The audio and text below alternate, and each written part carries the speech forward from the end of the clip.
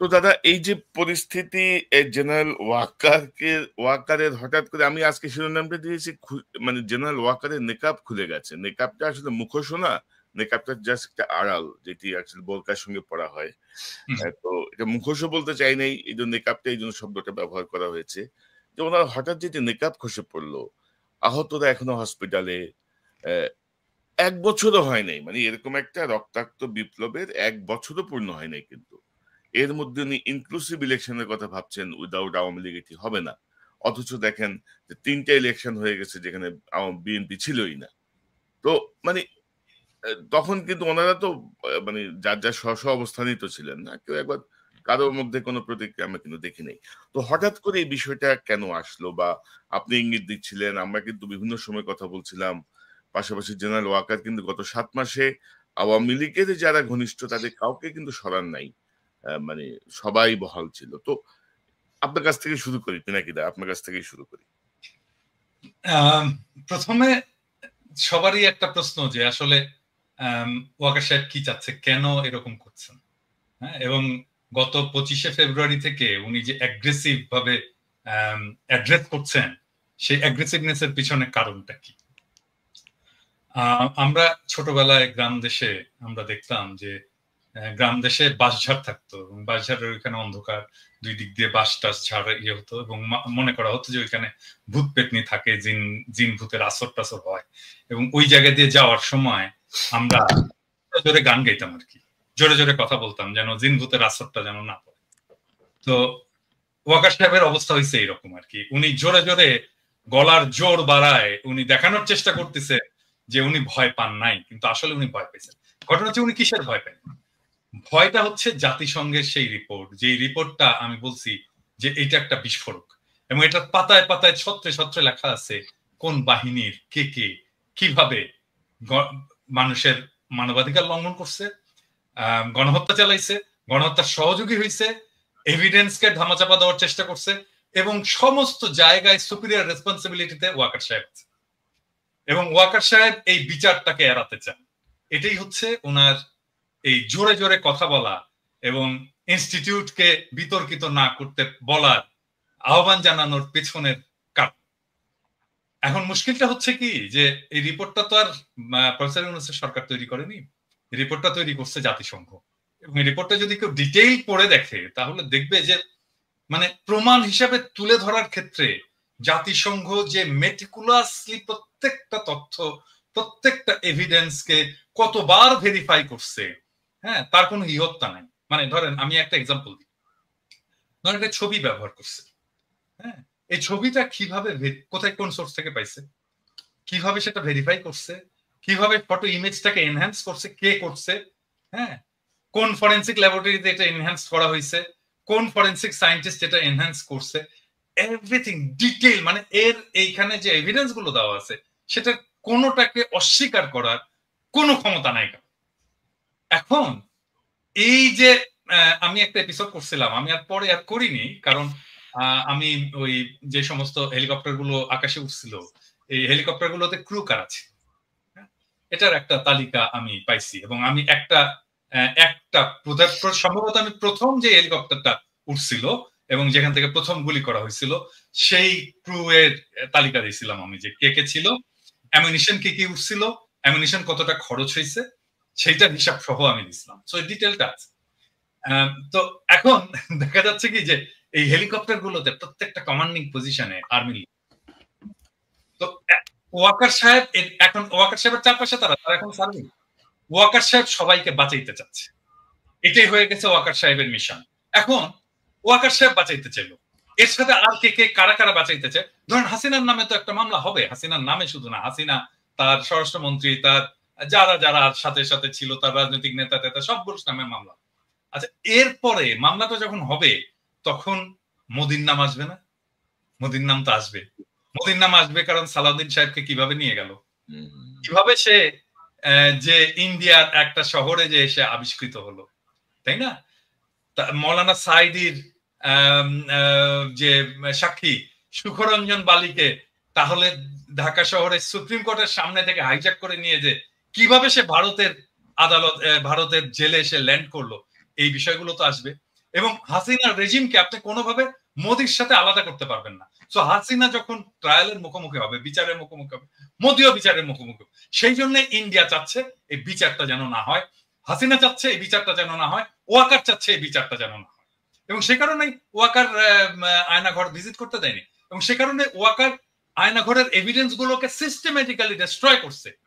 এবং এই জন্যই ওয়াকার সবাই যত 662 জন পারপিট্রেটর, বিচারক, পুলিশ অফিসার ইত্যাদি ইত্যাদি ইত্যাদি, আওয়ামী লীগ নেতা ইত্যাদি থেকে রক্ষা করছে এবং তাদেরকে বাইরে পাঠিয়ে দিচ্ছে। এটাই হচ্ছে ওয়াকারের প্ল্যান, ডিটেইল প্ল্যান, যেটা আসলে ইনফ্যাক্ট ইন্ডিয়ার প্ল্যান। সে সেটাকে এক্সিকিউট করতে চায়। এখন এটাকে কিভাবে এক্সিকিউট করবে? এক্সিকিউট করার জন্য প্রথম হচ্ছে যে এখন এমন একটা আওয়ামী লীগ লাগবে যে আওয়ামী লীগটা শুদ্ধ, পিওর, ভালো আওয়ামী লীগ আর কি। এবং আমি খুবই হতাশ হয়েছি যে আমাদের অত্যন্ত শ্রদ্ধাভাজন কেউ কেউ বলছেন যে আওয়ামী লীগের শেখ পরিবারের বাইরের কেউ যদি এসে রাজনীতি করে, আওয়ামী লীগের রাজনীতি, সেটা আমরা গ্রহণ করবো। No way, no way. Awami লীগের রাজনীতি কি আসলে? আওয়ামী লীগ কি রাজনীতি করছে? আওয়ামী লীগের রাজনীতিটা কি? আমাদের রাজনীতি হচ্ছে ধর্মনিরপেক্ষতা, বাঙালি জাতীয়তাবাদ, ফ্যাসিস্ট বাঙালি জাতীয়তাবাদ, সকল গণতন্ত্র, এবং এইটার নামে বাংলাদেশে একটা ফ্যাসিবাদ কায়েম করা। এটাই তো তার রাজনীতি। দুইবার আওয়ামী লীগ ক্ষমতায় ছিল, শেখ মুজিবুর আমলে ক্ষমতায় ছিল, সে ফ্যাসিবাদ কায়েম করছে, একদলীয় শাসন কায়েম করছে। শেখ হাসিনার আমলে 15 বছরের শাসনে একই জিনিস সে ফ্যাসিবাদ কায়েম করছে। আওয়ামী লীগের রাজনীতি ফ্যাসিবাদ, ফ্যাসিস্ট রাজনীতি। তাহলে আওয়ামী লীগের কি রাজনীতি? ভালো ফ্যাসিবাদ হয় নাকি? ফ্যাসিবাদের তো কোনো ভালো মন্দ নাই, মানে গুয়ের তো কোনো ভালো গু মন্দ গু নাই। গু অলওয়েজ গু, গুয়ের কোনো ভালো গন্ধ তো হয়। তো এই জন্য এই ভালো আওয়ামী লীগ, মানে ভালো আওয়ামী লীগের প্রতিভূকে, ভালো আওয়ামী লীগের প্রতিভূ হচ্ছে শিরিন শাহ। ভালো আওয়ামী লীগের প্রতিভূকে, ভালো আওয়ামী লীগের প্রতিভূ হচ্ছে সাবের হোসেন চৌধুরী। কেন ভালো আওয়ামী লীগ? কারণটা হচ্ছে এখানে ক্লাস, শ্রেণী। এখন তোমরা বলবা যে দাদা আপনি আবার কমিউনিস্টের মধ্যে ঢুকেন। এইটাই হচ্ছে আসল বাংলাদেশের প্রবলেম, রুলিং এলিট ক্লাস। এই যে রুলিং এলিট ক্লাস, ইংরেজি জানা ক্লাস, এটাই হচ্ছে সবসময় ক্ষমতায় থাকবে। এটাই ডেইলি স্টার, এটাই প্রথম আলো, এটাই সাবের হোসেন চৌধুরী, এটাই শিরিন শারমিন। ইংরেজি শিক্ষায় শিক্ষিত, ওই যে ইংরেজি যেহেতু কইছি সেহেতু ঠিকই কইছি, সেই জন্য ইংরেজি জানা এই রুলিং ক্লাস সবসময় ক্ষমতায় থাকবে। সেটা আওয়ামী লীগের নামে হোক, এটা মিলিটারি শাসনের নামে হোক, এটা বিএনপির নামে হোক, এটা হোয়াট এভার নামে হোক, এটাই তারা থাকতে চায়। এবং এটাই যদি থাকে তাহলেই সেটা ইন্ডিয়ার স্বার্থটাকে রক্ষা করবে, ভারতের স্বার্থটাকে রক্ষা করবে।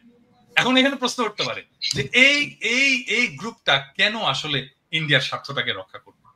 কারণ তারা ইন্ডিয়ার সাথে ইকোনমিক্যালি এন্ড ইমোশনালি কানেক্টেড।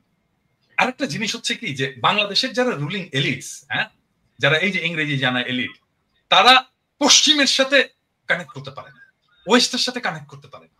আপনি দেখেন এই যে ধরা যাক আমি যদি ইয়ের কথাই বলি, মানে এটা পার্সোনালি নেওয়ার কিছু নাই।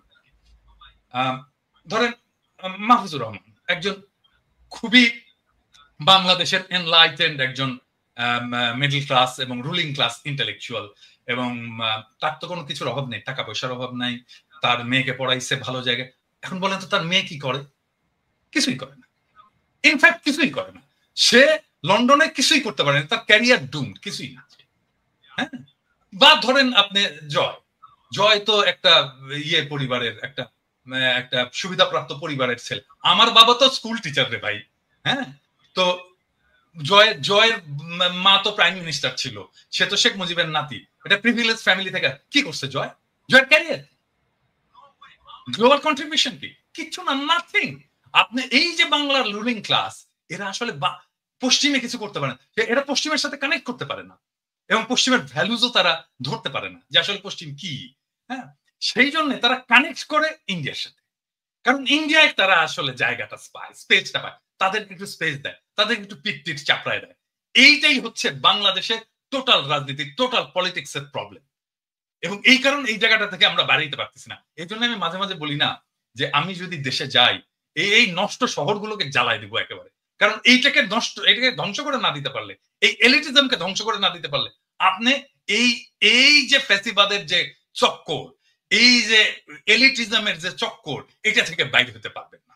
এই যে ঘুরে ফিরে আপনাকে একবার মাহফুজ আনাম দেখাবে, একবার মতিউর রহমান দেখাবে, একবার সাবের হোসেন চৌধুরীকে দেখাবে, একবার শিরিন শারমিনকে দেখাবে, এই এলিট। ইভেন ইনফ্যাক্ট আপনি প্রফেসর ইউনূসের মন্ত্রিসভা দেখেন, এলিটস, এলিটের বাইরে কেউ নাই। মানে যারা এই বাংলাদেশের এলিট সোসাইটির ক্লাসের মেম্বার্স, এর মধ্যে ছাত্ররা দু একজন ঢুকছে, এর বাইরে আর সবাই এলিটস। আপনি দেখেন মানে, আচ্ছা বলেন কোন, আমি বলি এটা এখন বললে অন্যরকম শোনায়। প্রফেসর ইউনূসের একজন মিডিয়ার দরকার, একজন মিডিয়াতে কাজ করে, বিদেশে থাকে, এরকম একজন এক্সপার্ট আমার বিশেষ সহকারী দরকার। কাকে বলেন তো? আমি আপনাদেরকে বলতেছি না, আমি দর্শকদেরকে বলতেছি। আচ্ছা আপনারা বলেন তো, আপনাদের কার নামটা মনে আসে? বলেন তো কার নামটা মনে আসে? আমাকে যদি বলতো যে প্রফেসর ইউনূস যে আচ্ছা পিনাকি আমাকে একটু খুঁজে দেন তো, আমার একজন বিশেষ সহকারী দরকার, একজন ভালো করতে পারবে, বিদেশে থাকে, লেখাপড়া করছে, আমার মাথায় প্রথম কনক সরোয়ারের নাম আসতো।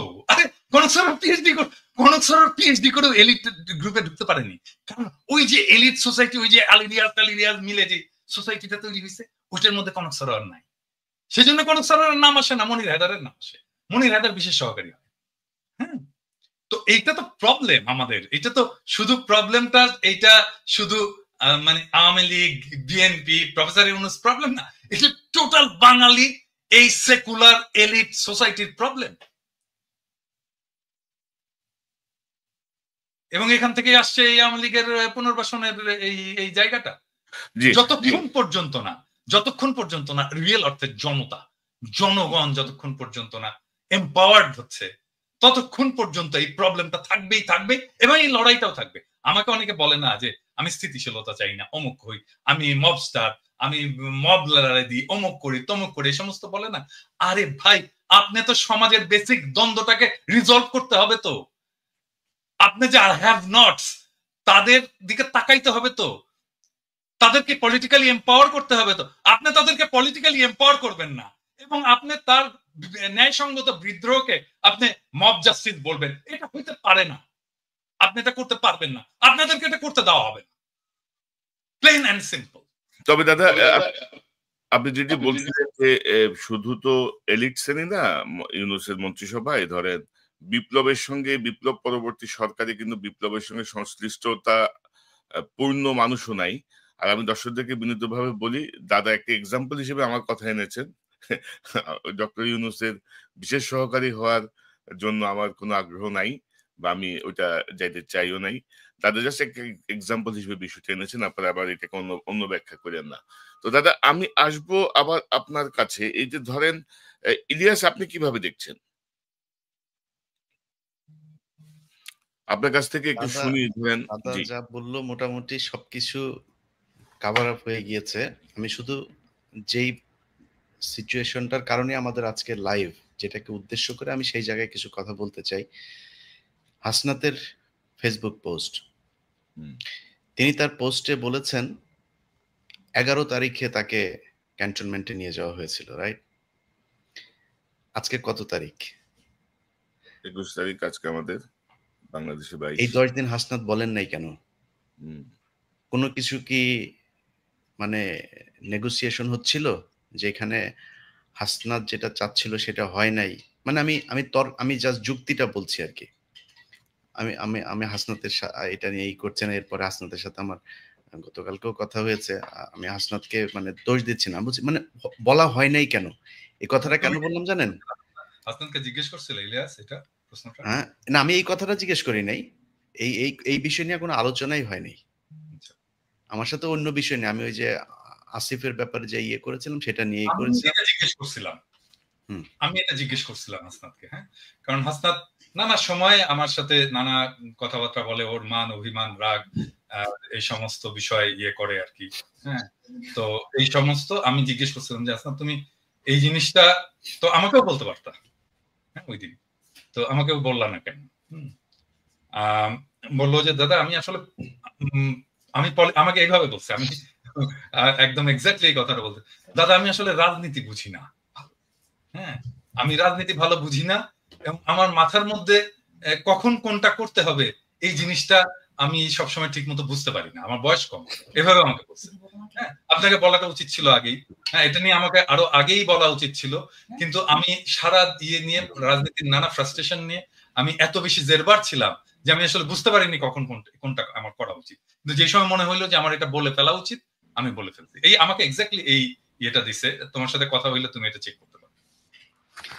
না, আমি তার কথায় যেটা এই যে এই ঘটনাটা আমি জানি না সে কেন বলেছে, কিন্তু আমি তার সাথে যে কথাগুলো বলেছি তার কথায় স্পষ্ট বোঝা গিয়েছে যে আসিফ, তারপরে মাহফুজ, এদের একটা চক্র আছে। এই চক্রটা মিলে যা করছে সেটার সাথে এই হাসনাত, সার্জিস এদের খুব ভালো একটা সম্পৃক্ততা নাই, এবং তাদেরকে কিছুটা কর্নার করা হয়েছে। আমি জানি না এই কথাগুলো, যেহেতু ব্যক্তিগত আলাপ, এই আলাপগুলো আমি পাবলিকলি বলতে চাই না, কিন্তু আমি আপনাদের একটা জাস্ট সিনারিও বুঝাইলাম। দর্শকের হয়তো অনেকের মনে হইতে পারে যে মনে হয় এই হাসনাত মানেই বোধহয় মাহফুজ, মাহফুজ মানেই বোধহয় আসিফ। না, এইখানেও একটা একদম সরাসরি একটা পার্টিশন করা হয়েছে। তো আমি হাসনাতের ওই কথাটা কেন বললাম জানেন দাদা, যে আজকে বিপ্লবের 7 মাস পরে দাঁড়িয়ে মাহফুজ বলেন শাহবাগীদের শাহবাগী ট্যাগ দিয়া, তারপরে এই যে কোনো জায়গায় মিটিং মিছিল টিছিল করা, এগুলোতে তারা খুব একটা মানে ভালো মনে করছেন না। ওনারা এসছেন হচ্ছে এই মবের মাধ্যমে, এসে তারপরে এখন কিছু কিছু জায়গা নিজেদের সুবিধা মতো বাগিয়ে নিয়ে এখন আর ওনারা কোনো বিশৃঙ্খলা চান না। এখন যেখানে যে জায়গায় আছেন সেই জায়গায় থেকে তারপরে ওনারা চান এটা চলুক এইভাবে, এটাই ওনারা চান। না, তাই তো হয় ইলিয়াস, এটাই কিন্তু হওয়ার কথা।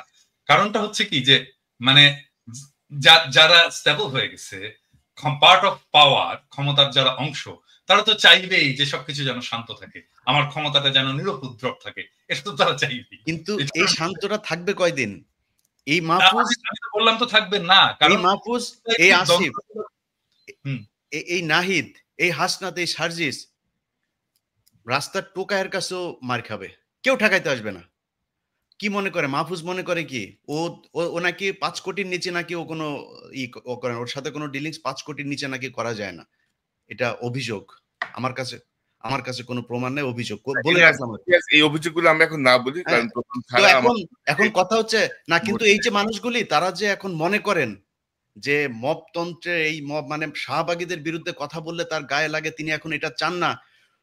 মাহফুজকে 1000 কোটি টাকার মালিক বানাই দেবো আমি, $1 বিলিয়ন মালিক বানাই দেবো। $1 বিলিয়ন, $1 বিলিয়ন মালিক হওয়ার পরে মাহফুজ মনে করে কি মেম্বার নির্বাচন করে পাশ করে আসতে পারবে?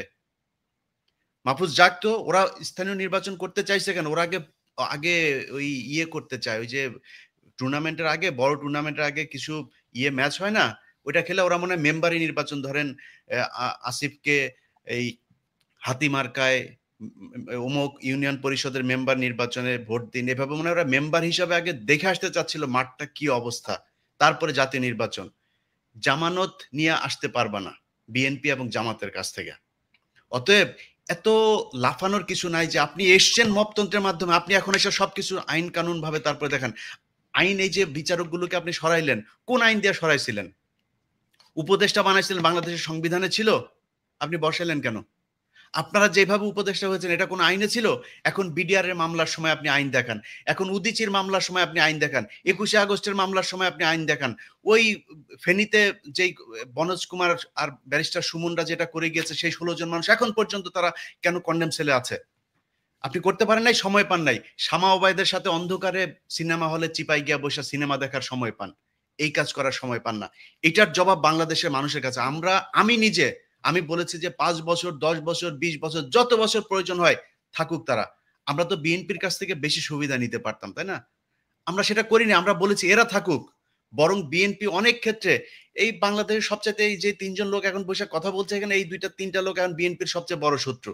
কার জন্য হয়েছে? আমরা বাংলাদেশের মানুষের জন্য, এই ছাত্রদের জন্য।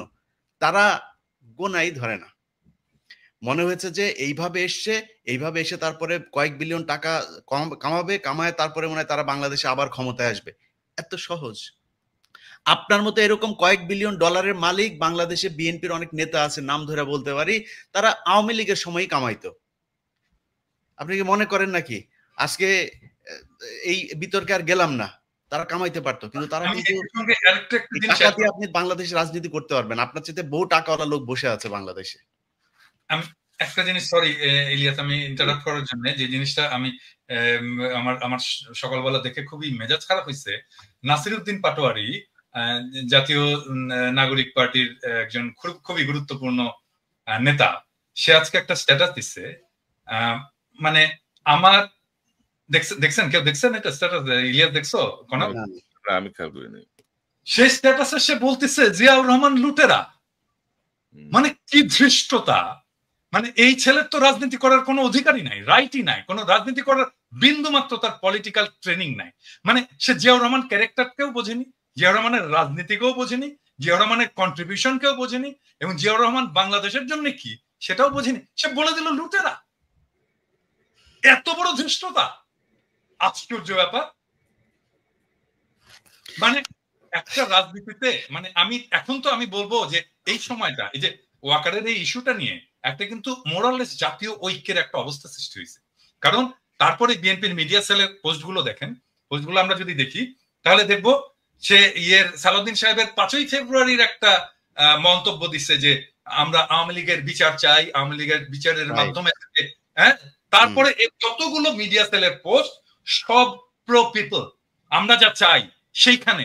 আর সেইখানে নাসির পাটোয়ারি যে জিয়াউর রহমানকে লুটেরা বল। আরে বেটা কি বলবো, 2 দিনের পোলা।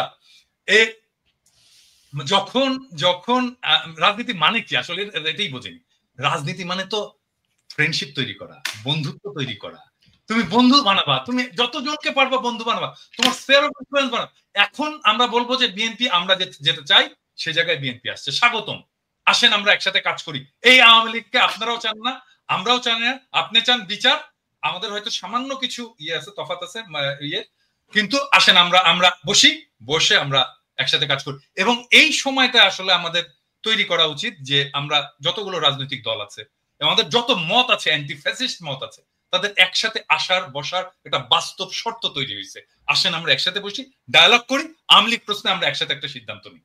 এবং আমার মনে হয় আমরা বাকি সবাই ইনক্লুডিং বিএনপি আওয়ামী লীগ নিয়ে এখন একটা সিদ্ধান্ত নেওয়ার মতো অবস্থায় আমরা চলে আসছি, এবং দ্যাটস ওয়ান্ডারফুল।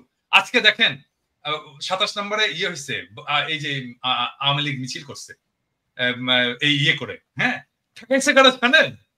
ছাত্র দলের ছেলেরা ঠেকাইছে। আমার তো ছাত্র দলের ছেলেদের এখন স্যালুট দিয়ে বলতে হচ্ছে যে আয় বাবা বুকে আয়, হ্যাঁ, এইটাই তো চাই আমরা, তো এই ছাত্র দল চাই, আমরা তো এই বিএনপি চাই, হ্যাঁ। সো এখন তৈরি হয়েছে একটা অভূতপূর্ব একটা জাতীয় ঐক্যের প্রেক্ষাপট, যেই জাতীয় ঐক্যের উপরে দাঁড়ায় আমরা পরবর্তী জায়গায় যাইতে পারি। আর নাসিরউদ্দিন পাটোয়ারি এখানে বলে দিল। আমার মনে হয় নাসিরউদ্দিন পাটোয়ারির শুধু, আমি জানি না কি অবস্থা, ওর ক্ষমা চাওয়া উচিত, জাতির কাছে ক্ষমা চাওয়া উচিত জিয়াউর রহমান সম্পর্কে ধৃষ্টতাপূর্ণ মন্তব্য করার জন্য। এবং আমি এটা খুবই পার্সোনালি নিছি, কারণ ইউ অল নো যে আমি ব্যক্তিগতভাবে, শুধু পলিটিক্যালি না, ব্যক্তিগতভাবেও আমি জিয়াউর রহমান চরিত্রটাকে অ্যাজ পলিটিক্যাল লিডার, বাংলাদেশের একজন আইকন হিসেবে আমি কতটুকু রেসপেক্ট করি। এবং এই জায়গায় আমি জানি না নতুন জেনারেশনের কথা, আমাদের জেনারেশন এটাকে কোনোদিন মেনে নেবে না, কোনোদিন না, নেভার এভার। এইটা যদি ছাত্ররা না জানে, নতুন দলের লোকেরা যদি না জানে, তাহলে রাজনীতি না করাই।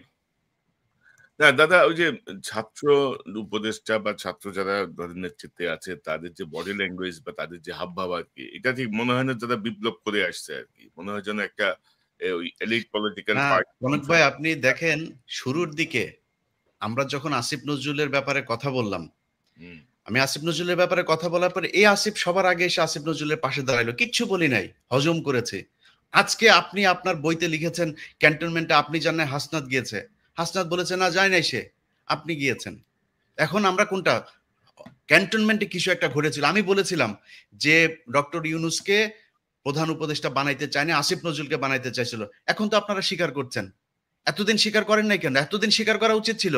তাইলে তো আসিফ নজরুল, আসিফ আজকে যায় মানুষের কাছে যায় বলে যে সে তার আসিফ নজরুলের সাথে তার সম্পর্ক ভালো নাই, ইলিয়াস ভাই কেন আমার পেছনে লাগলো। আরে ভাই, আপনার সাথে ভালো সম্পর্ক না আমি কেমনে বুঝবো? আপনি প্রথম আলোর নিয়ে আমার আমার আমার আমার যে রক্তের ভেতরে এন্টি ইন্ডিয়ান যে সেন্টিমেন্ট আমার ভেতরে কাজ করে, তার সবচাইতে বাংলাদেশের প্রধান দোষর হলো গিয়া প্রথম আলো আর ডেইলি স্টার। আপনি সেই প্রথম আলোর কাছে যায় তারপরে আপনার বই করেন, আপনি আর জায়গা পান নাই কোথাও। আপনার পক্ষে কথা বলবো কেমনে? আমরা তো বলতে চাই, একটা দল দরকার ছিল যারা কিনা রাজনৈতিক শক্তির বাইরে গিয়া বাংলাদেশটাকে একটা সুন্দর জায়গায় নিয়ে যাবে। এই জন্য মানুষ জীবন দিয়েছিল। মানুষ আপনাদেরকে ব্ল্যাঙ্ক সাপোর্ট দিয়ে দিয়েছিল যে যা মনে চায় করেন, যত বছর প্রয়োজন হয় করেন। আপনারা তো এই ডক্টর মোহাম্মদ ইউনূসকেই রাখতে চান নাই, তার মানে আসিফ নজরুলকে রাখতে চেয়েছিলেন। কে চেয়েছিল, কেন চেয়েছিল? তারা কি এখনো আছে আসিফ নজরুলের সাথে? তাহলে থাকলে তারা কারা? ক্যান্টনমেন্টের সেই অংশটাকে আমাদের সামনে তুলে ধরতে হবে। ক্যান্টনমেন্টের সেদিন কি হয়েছিল সেটা খুঁজে বার করা খুব জরুরি। ইলিয়াস, আমি আসতেছি একটা বিষয় দেখাতে চাই দাদা। ধরেন এই যে নতুন দল গঠন, এই হাসনাতের এই স্ট্যাটাসের পরে আজকে আমি আসিফ মাহমুদের একটা ভিডিও ক্লিপ দেখলাম। আমি ওই ক্লিপটা দেখে একটু আলোচনায় আসতে চাই। এটা ইলিয়াসের বক্তব্যের সঙ্গে প্রাসঙ্গিক। আমি জাস্ট একটু দেখাতে চাই। প্রধানের দিক থেকে মূল ভেটোটা ছিল যে ডক্টর মোহাম্মদ ইউনূস কেন, why not any other person. Doctor Mohammad ইউনূসের নামে মামলা আছে, তিনি একজন কনভিক্টেড পার্সন। একজন কনভিক্টেড পার্সন আসলে কিভাবে একটা দেশের প্রধান উপদেষ্টা হতে পারে? আওয়ামী লীগ একটা লোককে একেবারেই দেখতে পাচ্ছে না, এবং বাংলাদেশে তো আলটিমেটলি 30-40% পিপল আওয়ামী লীগকে সাপোর্ট করে। এই 30-40% পিপলের মতামতের বিরুদ্ধে গিয়ে একটা লোককে প্রধান উপদেষ্টা করা উচিত? সেনাপ্রধান লাস্ট আমাদেরকে বলেছিল যে আমি বুকে পাথর চাপা দিয়ে এই সিদ্ধান্তটা মেনে নিচ্ছি। তো এই যে বক্তব্যটা না, মানে এখন কিন্তু ধারাবাহিকভাবে এগুলো আসছে, কিন্তু আসিফ মাহমুদ যখন এতদিন এগুলো বলে নাই, এবং আমরা জানতাম যে জেনারেল ওয়াকার ইউনূস সাহেবকে চায় নাই। জেনারেল ওয়াকার চাইছিল ইউনূস সাহেব কনভিক্টেড। জেনারেল ওয়াকারের পছন্দ সম্ভবত আসিফ নজরুল বা অন্য কেউ ছিল। তো এই মুহূর্তে ধরেন হাসনাতের স্ট্যাটাস, এই আসিফ মাহমুদের এই বক্তব্য বা সবকিছু মিলিয়ে নতুন যে রাজনৈতিক মেরুকরণ বা সমীকরণ কি হতে যাচ্ছে আপনি কি মনে করেন? বা পরিস্থিতি যা দেখছি ওয়াকার সাহেবকে হয়তো সরে যেতে হবে এমন একটা পরিস্থিতি, কিন্তু তো পিনাকিদা আপনি কি মনে করতেছেন? আমি সব একসাথে আসতেছে কিন্তু না, আমি এইখানে এখন আমি আসলে একটু কনক্লুসিভ জায়গায় যেতে চাই যে এখন আসলে কি করা উচিত। মানে আমাকে অনেকে বলে যে দাদা কোন দিকে যাচ্ছে দেশ, কি হবে না হবে। আমি বলি যে দেখেন দেশের অবস্থা এমন ভোলাটাই, প্রত্যেক মুহূর্তে প্রত্যেক দিন চেঞ্জ হচ্ছে। বলবো এখানে কিছু প্রেডিক্ট করা যায় না, এখানে আপনাকে নেভিগেট করতে হবে। এখানে প্রেডিক্ট করতে পারবেন না, নেভিগেট করতে হবে। সো নেভিগেট কে করবে? নেভিগেট করার যারা অ্যাক্টর আছে তারাই নেভিগেট করবে। রাজনৈতিক দলগুলো করবে, সোশ্যাল ইনফ্লুয়েন্সাররা করবে, রাজনীতির অ্যাক্টিভিস্টরা করবে, সরকার করবে, এই ব্যুরোক্রেসি করবে, এরা মিলে সবাই নেভিগেট করবে। সো এই নেভিগেশনে আসলে কে জিতবে এই এই ইয়েতে? এই প্রশ্নটা চলে আসে যে এইটাতে কি আর্মি জিতবে, এটাতে কি ব্যুরোক্রেসি জিতবে, এটাতে কি ইন্ডিয়া জিতবে? এখানে উত্তর ভেরি সিম্পল। এখানে জনতা যার পক্ষে থাকবে, যাদের পক্ষে থাকবে তারাই জিতবে। হ্যাঁ, আর জনতা তাদেরই পক্ষে থাকবে যারা ন্যায় এবং ইনসাফের পক্ষে থাকবে। তাহলে এখানে প্রশ্নটা হচ্ছে যে ন্যায় এবং ইনসাফের পক্ষে কারা আছে। আমি এইখানে বিনয়ের সাথে প্রফেসর ইউনূসের এই ম্যানেজমেন্ট স্টাইলটার একটু সমালোচনা করতে চাই। যেমন ধরেন প্রফেসর ইউনূসের তো আর্মি চিফকে ডেকে জিজ্ঞেস করা উচিত ছিল যে আচ্ছা আপনি যে বিক্রম মিশ্রের সাথে দেখা করলেন, আপনি কার পারমিশনে দেখা করলেন ভাই? হ্যাঁ, আপনি আমার পারমিশন নিছিলেন? আমি তো defence minister, de facto defence minister. আপনি তো ডিফেন্স মিনিস্ট্রির পারমিশন নেবেন বিক্রম মিশ্রের সাথে দেখা করার জন্য।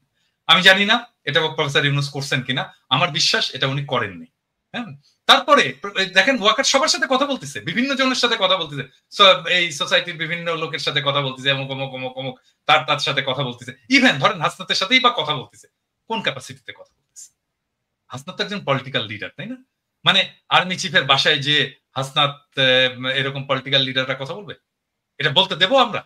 মানে এইটা প্রফেসর ইউনূসের পারমিশন নিছে? তো প্রফেসর ইউনূস এটাকে কিভাবে ম্যানেজ করছেন? আমার ইয়ে হচ্ছে যে প্রফেসর ইউনূসকে ওনাকে ডাকতে হবে, ডেকে বলতে হবে যে আপনি যে এগুলো করছেন আপনি তো পারমিশন নেবেন না। এখন হইতে পারে প্রফেসর ইউনূস আর্মির সাথে সরাসরি ডিল করতে চান না, তো ফাইন, ওনার একজন বিশেষ সহকারী আছেন, একজন জেনারেল আছেন, উনি করুক, এটা ওনাকে দায়িত্ব দিয়ে দিন। কিন্তু আমরা তো এইভাবে ছেড়ে দিতে পারি না, আর্মিকে তো ফ্রি হ্যান্ড দিতে পারি না যে পলিটিক্সে সে একটা রোল রাখবে। নো ওয়ে, এটা আর্মির কাজ না। আর এখন ধরেন মানে আর্মি ডিপ্লয় করা হয়েছিল, একটা আইন শৃঙ্খলা পরিস্থিতি, একটা গ্যাঞ্জাম ট্যাঞ্জাম ছিল, এটি হয়েছে, এখন অনেক হয়েছে। এখন আর্মির ফিরে যাওয়া উচিত, ব্যারাকে ফিরে যাওয়া উচিত, আর্মির ইয়াং অফিসারদের ফিরে যাওয়া উচিত, সৈনিকদেরকে ফিরে যাওয়া উচিত, অনেকগুলো কারণে।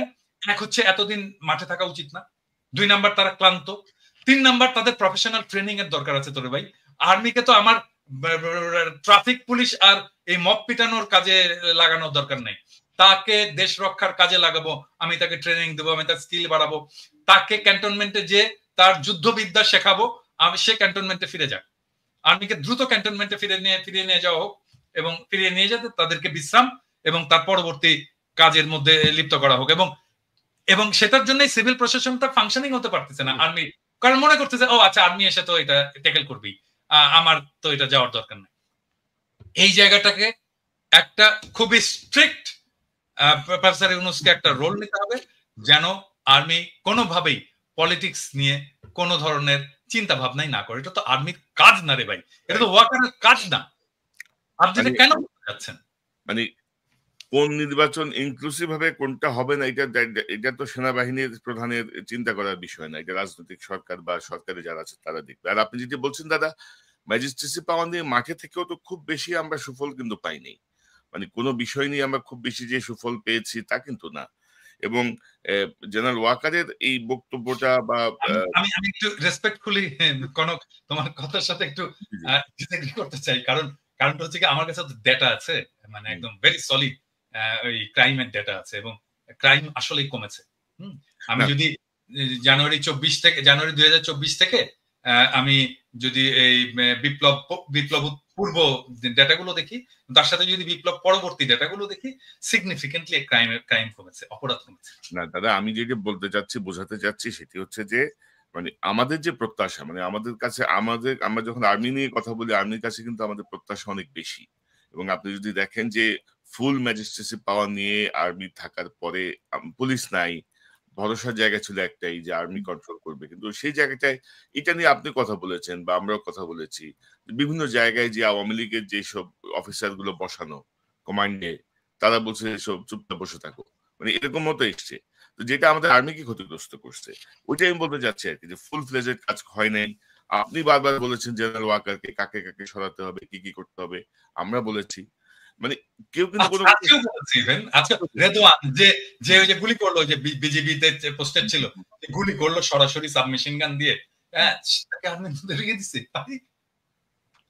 এটাই মানে দাদা কোথাও কিন্তু কোনো শুনতেছে না, যেমন ওয়াকার সাহেব শুনতেছে না, ধরেন ইউনূস স্যার ওনার মন্ত্রিসভা নিয়ে আমরা এত কথা বলতেছি, সেই ঘুরে ফিরে কিন্তু সেই ট্র্যাশ গুলাই বসে আছে, কিন্তু কোনো চেঞ্জ হচ্ছে না। কিন্তু তো এগুলো আলটিমেটলি ডক্টর ইউনূসকে একটা পর্যায়ে যে মেলাইন করবে, একটা পর্যায়ে ক্ষতিগ্রস্ত করবে।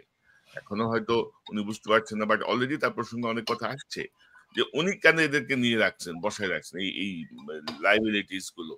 তো কথা কিন্তু কেউ শুনতেছে না, আর্মিও শুনতেছে না, সরকারও শুনতেছে না, এই হচ্ছে গিয়ে আমাদের অবস্থা। তো এখন আপনার কি মনে হচ্ছে এই যে ধরেন হাসনাতের বক্তব্য বা আসিফের এই বক্তব্য সবকিছু মিলিয়ে কোনো পরিকল্পিত কোনো কিছু কি আপনার কাছে মনে হয় দাদা? মানে কেউ পরিকল্পনা করে এই ঘটনাগুলো ঘটাচ্ছে কিনা, মানে পরিকল্পনা করে একটার পর একটা ঘটনা এসে ধরেন জিনিসটাকে অন্য কোনো শেপে যাবে কিনা?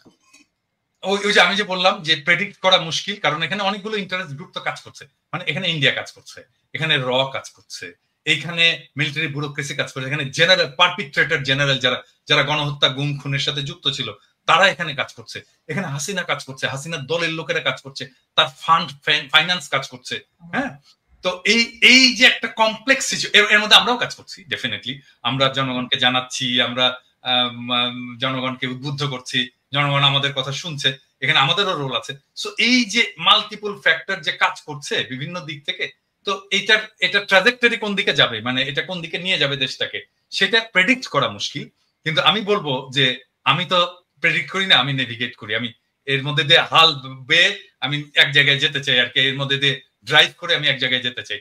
সো আমি ড্রাইভ করে যাব যেটা ন্যায় ইনসাফের পক্ষে, এবং আমরা সবাই থাকবো, জনগণকে আহ্বান জানাবো যেটা ন্যায় এবং ইনসাফ সেই জায়গায় থাকবেন। এবং আমি 4টা জিনিস বলছিলাম, কনকা মনে আছে কিনা, আমি আবার বলি সবাইকে, আমি 4টা জিনিস নিয়ে আমি কাজ করি এবং আমি চাই এটা আমাদের জাতীয় ঐক্যের ভিত্তি হওয়া উচিত। নাম্বার 1, বাংলাদেশে আওয়ামী ফ্যাসিবাদ জীবনে ফিরবে না, আমরা ফিরতে দেব না।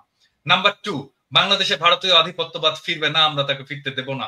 নাম্বার 3, আমরা বাংলাদেশে একটা সাম্যের সমাজ চাই। নাম্বার 4, বাংলাদেশে আমরা একটা ইনসাফের সমাজ চাই। আমার চাওয়া এই সামান্য 4টা জিনিস, এই 4টার জন্য আমি জীবন দিয়ে দেব, এবং এইটাই আমার অন্যের সাথে ঐক্য করার ভিত্তি হবে। এবং আমি প্রফেসর ইউনূস সরকারকেও বলবো যে আপনার কাজের মধ্যে এই 4টার রিফ্লেকশন ঘটান। এবং আমি বিএনপি কে বলবো জামাতে ইসলামীকে বলবো, বাংলাদেশের সকল রাজনৈতিক দলকে বলবো যে এখন আপনারা বসে আসেন, আমরা একটা জাতীয় ঐক্য তৈরি করতে পারি কিনা। এই চারটা বেসিসের ভিতর আপনারা যদি কিছু অ্যাড করতে চান করতে পারেন, কিন্তু যত বেশি অ্যাড করবেন এটা কমপ্লেক্স হবে। এবং আমি বিএনপির যত নেতার সাথে কথা বলছি, জামাতের যত নেতার সাথে কথা বলছি, ইভেন জামাতের বাইরেও যত নেতার সাথে কথা বলছি, এমনকি ছাত্রদের যত নেতার সাথে কথা বলছি, এই চারটা পয়েন্টে কিন্তু কেউই ডিসএগ্রি করেনি, কেউই ডিসএগ্রি করেনি। কিন্তু ফর্মালি আমরা কেন বলতে পারতেছি না এটাকে আমার এটা ঐক্যের প্ল্যাটফর্ম হবে, এর উপরে দাঁড়িয়ে আমরা আমাদের পরবর্তী রাজনীতি নির্মাণ করব। রাইট।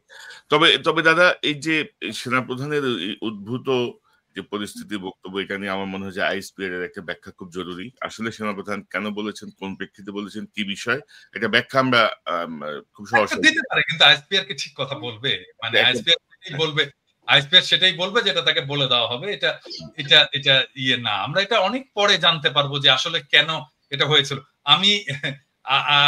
আমি একটা ইন্ডিকেশন পাইছি যে আসলে উনি কেন এত ভয় পাইছেন, একটা ইন্ডিকেশন পাইছি, এটা কালকে বলবো নি আমার দর্শকদেরকে। না, মানে সামথিং রং আর কি, সামথিং রং। আর ডক্টর ইউনূসের প্রতি আহ্বান যে আপনি আর একটু স্ট্রংলি বিষয়গুলো হ্যান্ডেল করেন। ইলিয়াস, আপনি কি মনে করেন, মানে পরিস্থিতি কি দেখতেছেন, কোন দিকে যাচ্ছে, বা এই আপনার মনে কোনো আশঙ্কা আছে কিনা? আমিও কনক্লুশনে যাই, কারণ হচ্ছে যে এতক্ষণ যা বললাম সেটা একজন দেশের নাগরিক, আমার মনে হয় একজন দর্শক যে চিন্তাটা করছে সেই কথাগুলো আমি কিছুক্ষণ আগে বললাম। কিন্তু এখন এইখানেই যদি আলোচনা শেষ হয় তাহলে মানুষ হোপলেস হবে, তাহলে কি হচ্ছে, কি হইতে পারে। দেখেন, আমাদের দেরি হয়ে গেছে, এটা সত্য কথা। যদি আপনি চিন্তা করেন, এখন আমরা বলছি সবাই আওয়ামী লীগকে নিষিদ্ধ করতে হবে, মানে আমার এই কথাটা মানে দুইভাবে করার সুযোগ নাই। আওয়ামী লীগ নিষিদ্ধের ক্ষেত্রে পৃথিবীর ভিতরে যদি একটা প্রাণী জীবিত থাকে সেটা আমি সবার আগে, বাট তারপরও যুক্তির খাতিরে বলি। কারণ বাংলাদেশে মুসলিম লীগ আছে না এখনো, বাংলাদেশে এখনো জাসদ বাসদ টাসদ বহুত দল আছে না, নিষিদ্ধ করা লাগে নাই তো, নিষিদ্ধ করতে হয়েছে না। নিজামী ইসলামী পার্টি টার্টি অনেক পার্টি ছিল, বড় বড় পার্টি ছিল, ইভেন মাওলানা ভাসানীর দল পর্যন্ত তো এখন খবর নেই। যদি মানুষ না চায়, দল এমনিতেই চলবে না, দল এমনিতে ব্যান্ড হয়ে যায়। মানুষ চায় কিনা, মানুষ তো চায় না। আমরা আলোচনা করেই বোধহয় আওয়ামী লীগকে আরো বেশি মানে চাই কি না চাই, কিন্তু আমরা তাদেরকে চাই না চাই তার চাইতে সবার আগে আমাদের চোখের সামনে যে আওয়ামী লীগ গুলো আছে তাদেরকে আমরা সরিয়েছি এখন পর্যন্ত।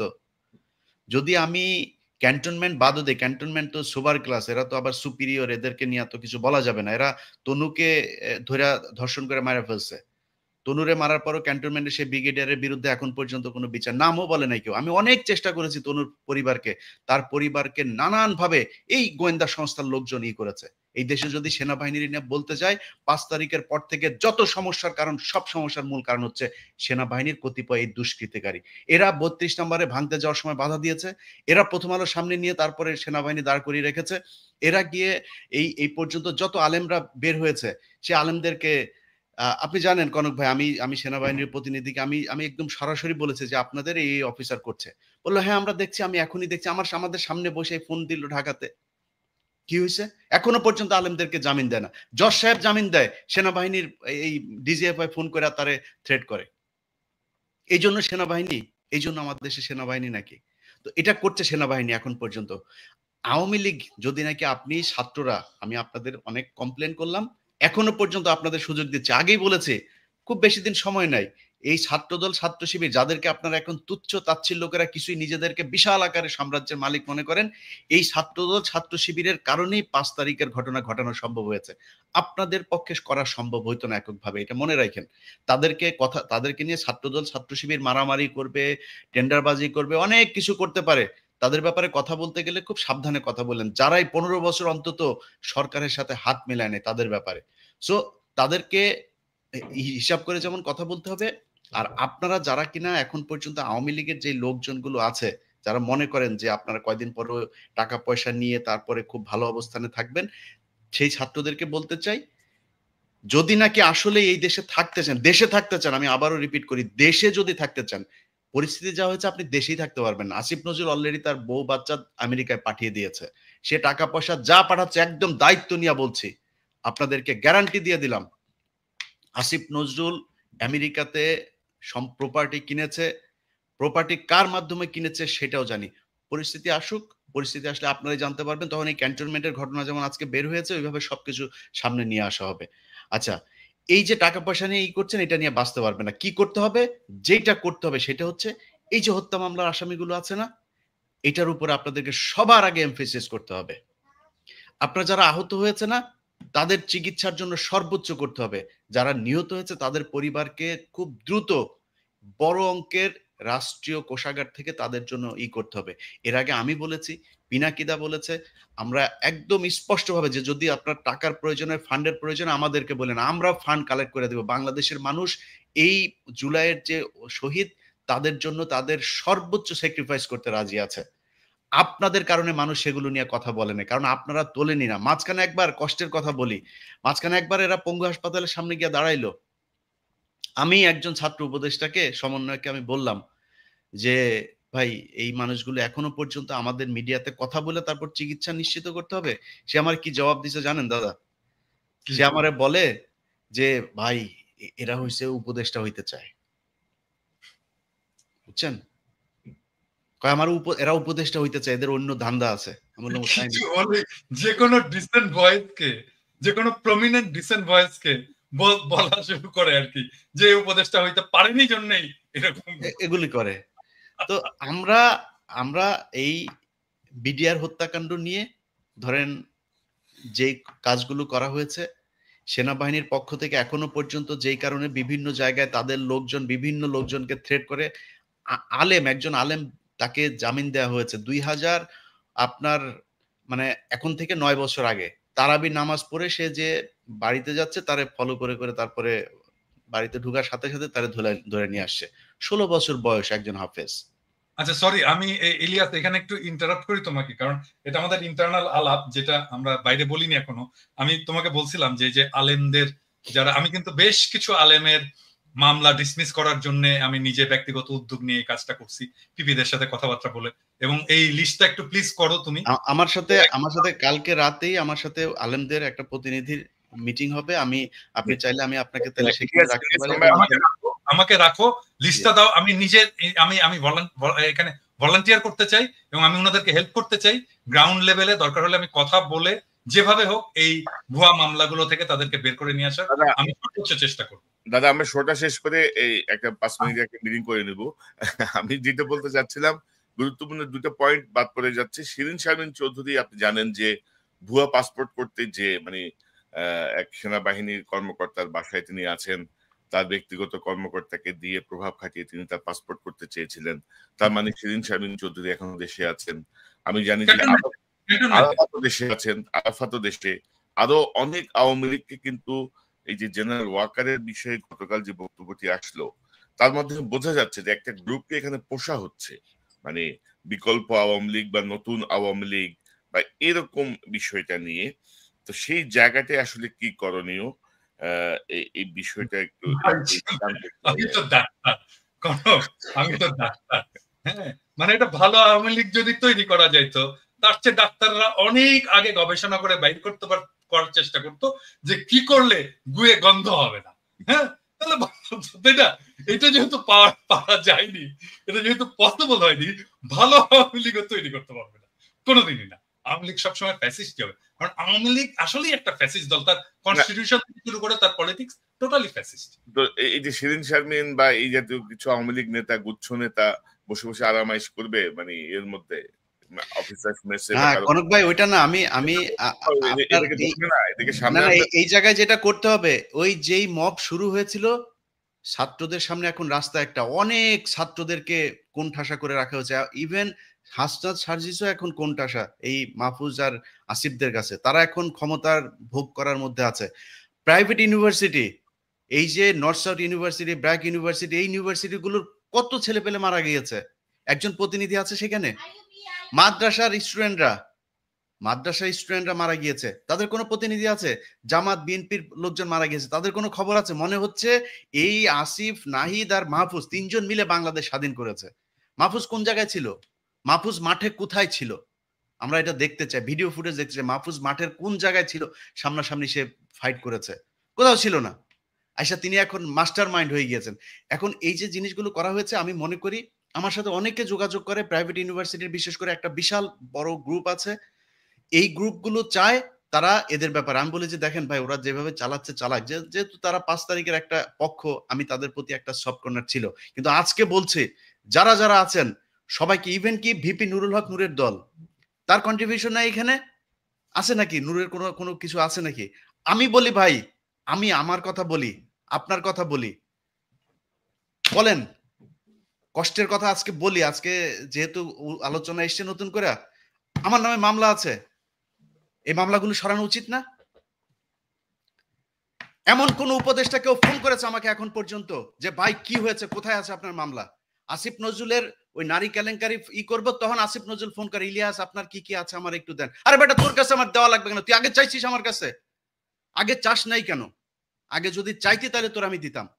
এরপরে আজ পর্যন্ত কেউ করে নাই, কেউ করে নাই। আমরা এটার কোনো পক্ষ না, আমাদের কাছে জিজ্ঞেস করার প্রয়োজন নেই। আমাদের কোনোদিন একটা ফোন করে তো কোনো মন্ত্রণালয় থেকে ফোন করে বলে নাই যে ভাই আপনারা, আপনাদের প্রতি কৃতজ্ঞতা, বেটা চেয়ারটা তো পাইছিস আর বসে গেছিস। চেয়ার কি এমনি এমনি হয়েছে নাকি? এই বাংলাদেশে আজকে যে মানুষের যেই ভারত বিরোধী যে মনোভাব, এটা ইলিয়াস, পিনাকি, কনক স্যার তারা তৈরি করেছে, এই জন্য হয়েছে।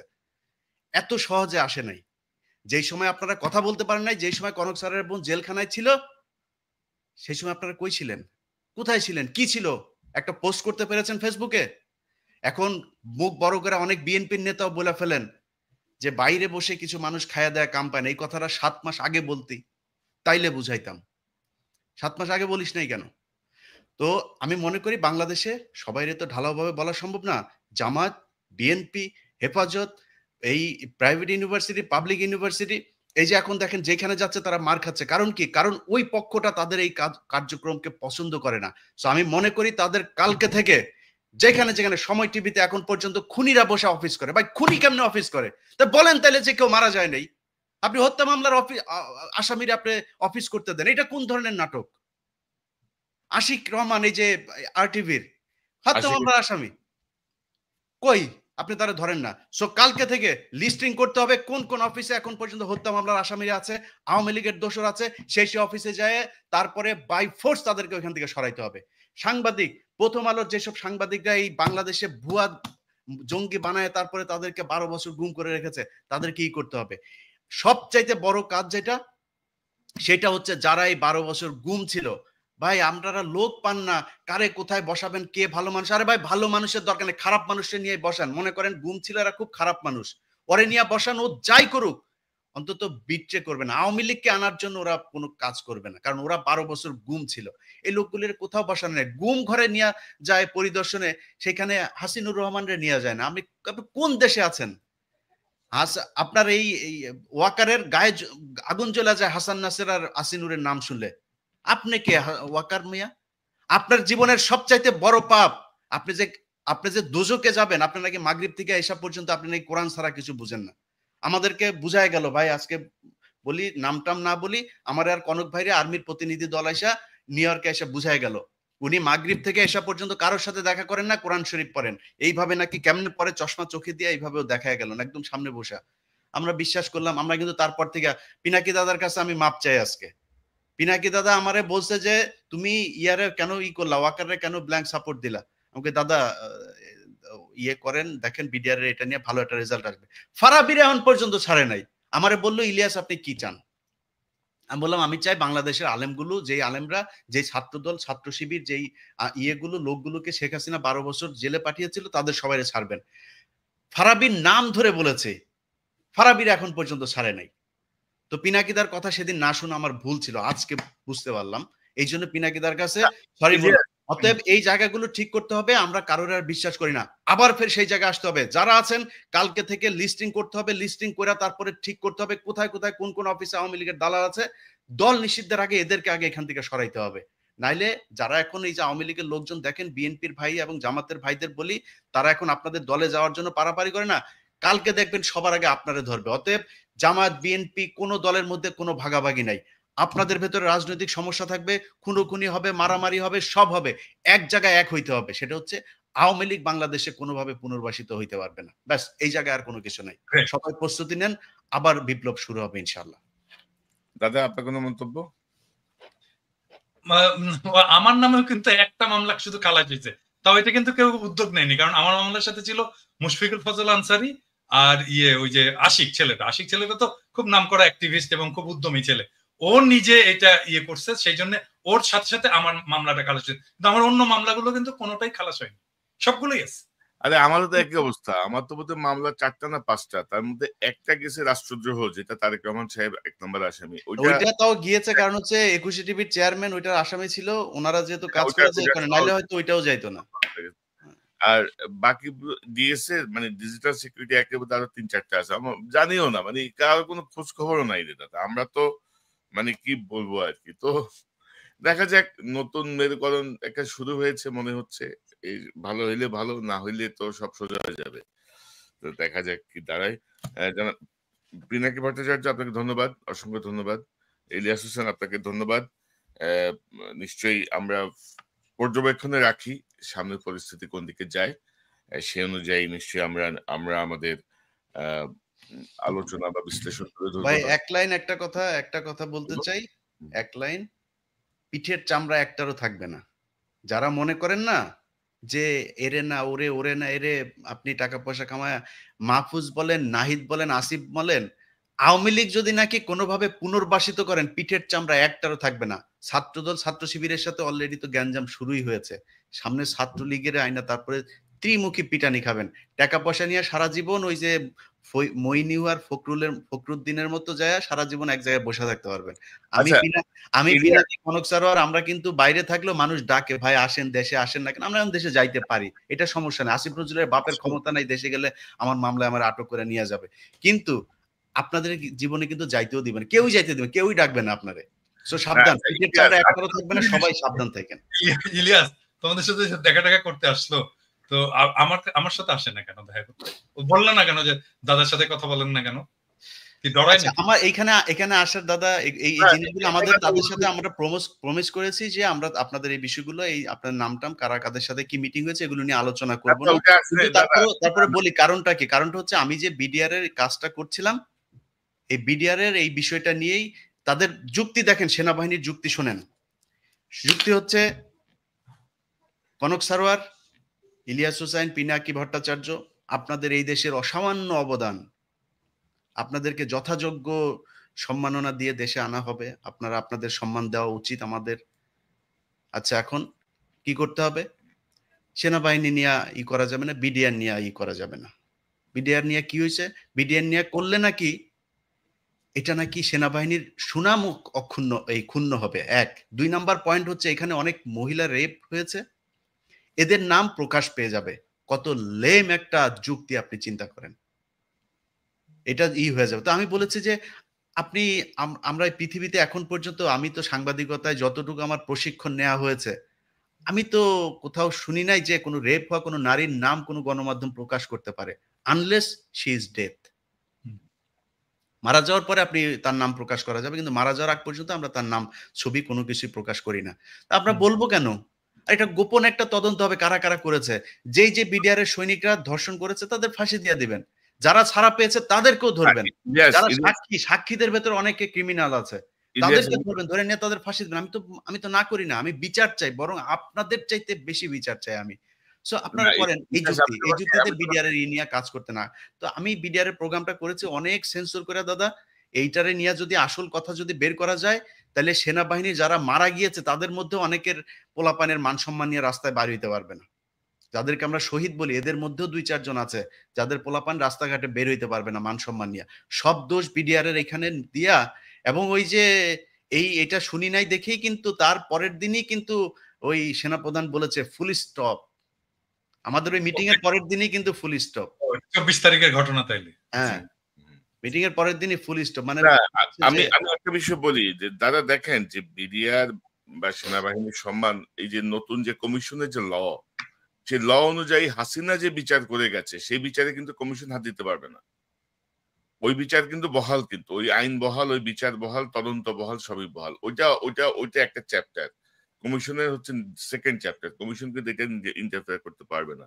তো এখানে তো বোঝা যায় যে বিডিআর এর জায়গাটা রিয়েলি উন্মোচন হোক, এটা বর্তমান সময়ের অনেকেই চাচ্ছে না। তো আমার মনে হয় যে আমরা আজকে আর বড় না করি আমি এখানে। একটা সেন্টেন্স একটু বলতে চাই, একটা সেন্টেন্স বাংলাদেশের সমস্ত রাজনৈতিক দলগুলোকে, যে ভাই উত্তর পাড়ার সাথে ঘুটু করা বন্ধ করেন, ওখানে যাওয়া বন্ধ করেন। আপনারা যদি যান, কে কে যাচ্ছেন ধরবো একটা করে, আর একেবারে কচ্ছপের কামড় দিয়ে কিন্তু ধরবো। উত্তর পাড়ার সাথে পলিটিক্যাল পার্টির কোন ধরনের কোনো আলোচনা চলবে না আজকে থেকে। এবং এটা নিয়ে তত্ত্বাবধায়ক সরকারেরও এটা একটা উদ্যোগ নেওয়া উচিত, যেন এইখানে এইটাই শুরু করে। একবার হলো এই এমবেসি গুলোতে যে ধর্ণা দেওয়া, আবার শুরু হয়েছে উত্তর পাড়াতে যে ধর্ণা। জনগণের কাছে যাও রে ভাই, জনগণের কাছে যাও, ওইটাই রাজনীতি। ওর জন্যই রাজনীতি করো, উত্তর পাড়ার জন্য করো না, আর এমবেসির জন্য। একটা জিনিস দাদা, সেটা হচ্ছে যে আমরা এই আলোচনায় হয়তো সেনাবাহিনীর কষ্ট হইতে পারে যে আমরা সেনাবাহিনীর বিরুদ্ধে, আমরা সেনাবাহিনীকে এই দেশের রক্ষক মনে করি। আমরা তাদেরকে তাদের সম্মানের জায়গায় দেখতে চাই। সেনাবাহিনীর মিডল, তারপরে জুনিয়র যারা যারা আছে, তারা প্রচন্ড দেশপ্রেমিক। বাংলাদেশের প্রতিটা সৈনিক দেশপ্রেমিক, তারা কোনো ধান্দাবাজিতে যায় না। জুনিয়র অফিসার তারা আমাদের ভাই, তাদের বিরুদ্ধে আমাদের কোনো অভিযোগ নেই। এবং আপনাদের কাছে আমাদের অনুরোধ থাকবে যে কোনো পরিস্থিতিতে এই আওয়ামী লীগের রেখে যাওয়া জেনারেলরা যদি নাকি কোনো ধরনের কিছু করার চেষ্টা করে, আপনারা রুখে দাঁড়াবেন। আপনাদের সাথে আমরা আছি, বাংলাদেশের মানুষ আপনাদের সাথে আছে। অবশ্যই।